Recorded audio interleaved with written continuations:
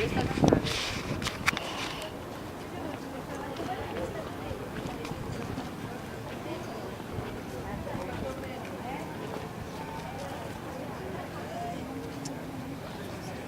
area here where you see the guns on display, this is known as the Argyle Battery, or the 6-gun battery, and was built round about 1730. And when you go around the castle today, you will find lots more of these guns on display.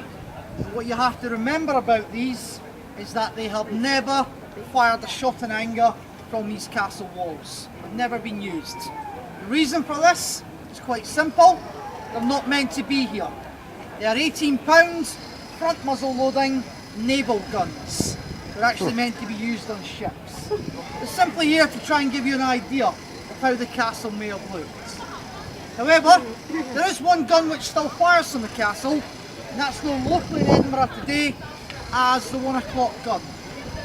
Now the 1 o'clock gun's history dates back to 1861, when the gun was first fired and used as a time signal for the captains in the sailing ships coming up and down the stretch of water you see out there, known as the Firth of Forth. It's a river.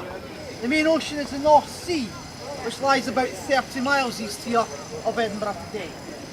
Now the gun is only fired at 1 o'clock, Monday to Saturday, never on a Sunday, Good Friday or Christmas Day. Tradition back then was that ship's captains would never leave port on these days. It didn't require a time signal, and that's why the gun never fired. And tradition carries on to the present day. The gun that we still use in the castle is the modern one in the far corner. That's still the active 1 o'clock gun. It's a 105mm light field gun and was first introduced to the British Army in the early 1970s. Now the building next to this was built in 1746, just after the Jacobite Wars ended here in Scotland. And this building is known as the cart shed. The cart shed was a storage shed for up to 50 carts used to bring provisions and supplies for the army here in the castle.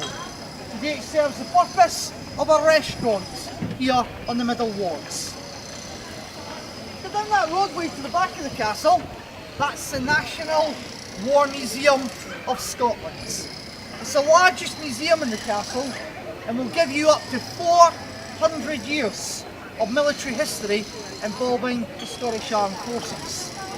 Now the buildings which the museum are housed in today was originally used as ordnance stores for the military, and during the First and Second World Wars it was converted into use as a military hospital for serving soldiers and also for prisoners of war. Now we're going to make our way up to the very top of the hill there, and we're going to stop over in the top right hand corner.